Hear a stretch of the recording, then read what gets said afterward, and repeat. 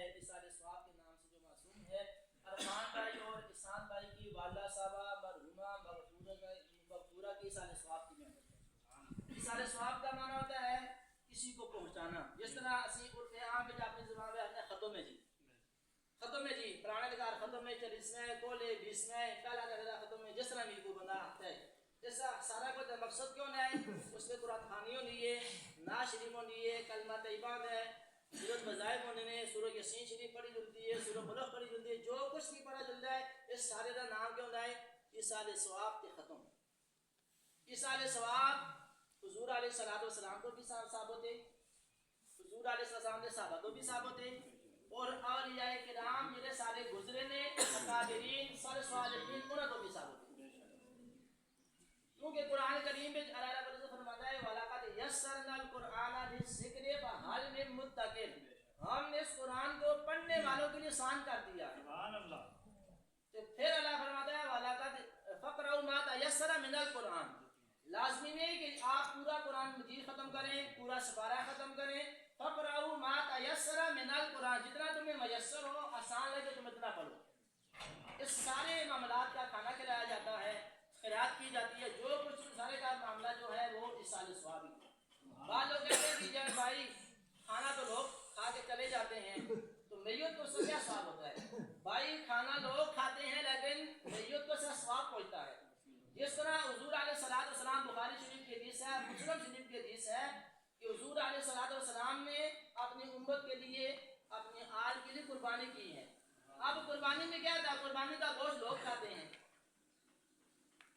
لیکن اللہ کو کیا پہنچتا ہے؟ اللہ کو تقویٰ پہنچتا ہے، پرہیزگاری پہنچتی ہے، لیکن سارے معاملات کا جو لب لباب ہے، جو مقصد ہے یہ ہے اصال ثواب۔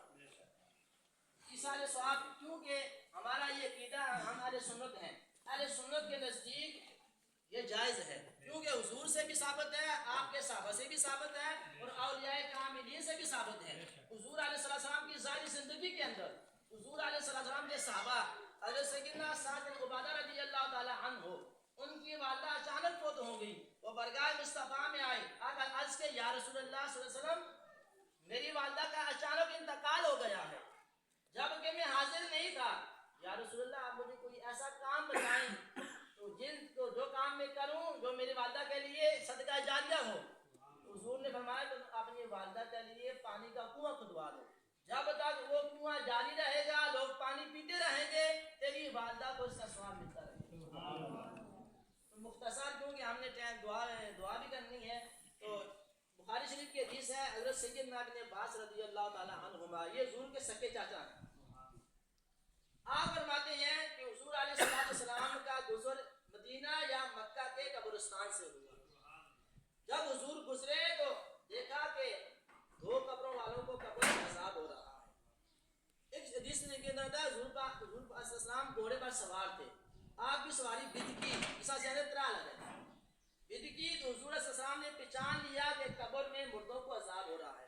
حضور علیہ السلام وہاں پہ رکے اور رک کر ایک درخت کی ٹہنی توڑی، شاخ توڑی، اس کے دو ٹکڑے کیے، ایک کو ایک اس قبر پر رکھ دیا، دوسری شاخ کو دوسری قبر پر رکھ دیا، اور ساتھ ہی میں اللہ کے نبی علیہ السلام نے سبب بھی بتا دیا کہ ان دو قبروں والوں کو عذاب کس وجہ سے ہو رہا، کیوں ہو رہا ہے؟ فرمایا ایک تو پیشاب کے چھینٹوں سے نہیں بچتا تھا اور دوسرا چغلی کرتا تھا، جس کو آپ عام میں معاشرے کے اندر ہم ہر بندہ ہمارے سمیت جس کو عام گناہ سمجھتا ہے، جبکہ یہ غیبت کرنا، چغلی کھانا، یہ بہت بڑا بہتان لگانا، یہ بہت بڑا کبیرہ گناہ ہے، اس کی معافی بھی نہیں ہے۔ جب تک جس کے اوپر بہتان بنا ہے، جس کی غیبت کی ہے، جس کی چغلی لگائی ہے، جس کو برا بھلا کہا ہے، جب تک اس سے معافی نہ مانگی جائے۔ سبب بتا دیا کہ ایک تو پیشاب کے چھینٹوں سے نہیں بچتا تھا اور دوسرا چغلی کرتا تھا۔ اب ہمیں یہ بتائیں کہ پھر حضور نے جب وہ شاخیں توڑ کے قبر پر رکھی، فرمایا قال لعلہ یخفف، بخاری شریف کی حدیث ہے، فرمایا قال لعلہ یخفف عنہما ما لم تیبسا، فرمایا ہو سکتا ہے جب تک یہ شاخیں خشک نہ ہو ان کے عذاب میں کمی رہے گی۔ اب یہ دعا سے، ختم قرآن سے، سورہ یاسین سے، کلمہ سے، ناس سے کیوں نے قبر والے کو ثواب پہنچتا؟ اگر کیونکہ من و مٹی کے نیچے اللہ کے نبی علیہ الصلوۃ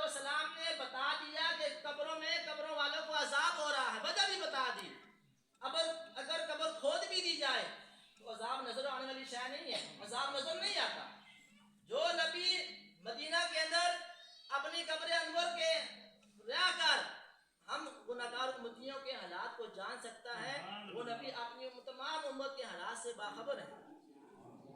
کیونکہ حضور صلی اللہ علیہ وسلم نے جب معراج کی رات سیدنا موسیٰ علیہ السلام کی قبر سے گزرے تو آپ نے دیکھا رایت وقائم کی قبر ہی فرمایا کہ جناب موسیٰ اپنی قبر میں نماز پڑھ رہے ہیں.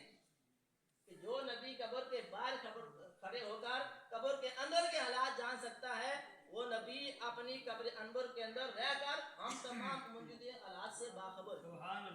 یہ ہمارا عقیدہ ہے. تو سمیع محترم فرمایا, حضور نے فرمایا امتی امت مرحومۃ تدخل قبورہا, جب میری امت امت مرحومہ ہے, جب وہ اپنی قبروں میں جائے گی تو گناہوں کے سبب جائے گی. جب وہ قبروں سے نکالی جائے گی لا تدخلوا قبورہا لا ذنوبہا, ان پر کوئی گناہ نہیں ہوگا.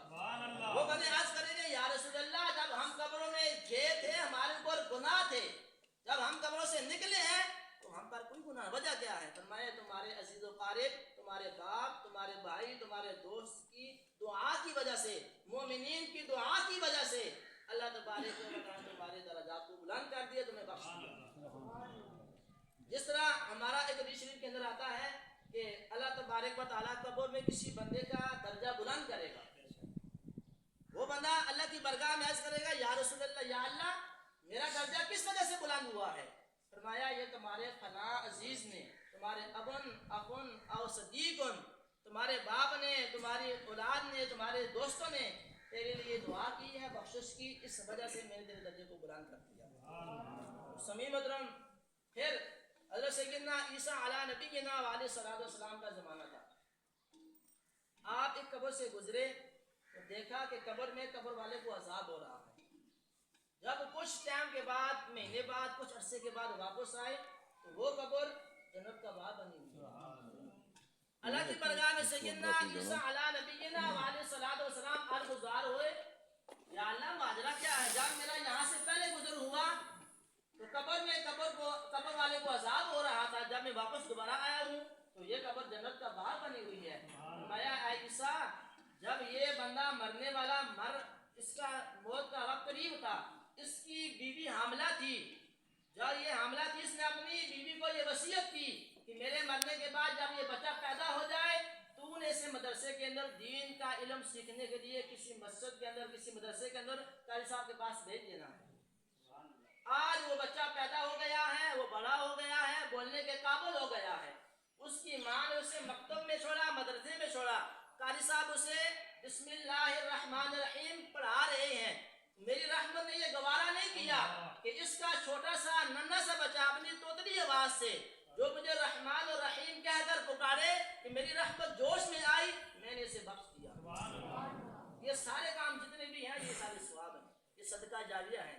کسی مومن کا اپنے مومن کے لیے مسکرانا یہ بھی صدقہ جاریہ ہے. کسی کو کھانا پلانا یہ بھی صدقہ جاریہ ہے, یہ بھی صدقہ ہے.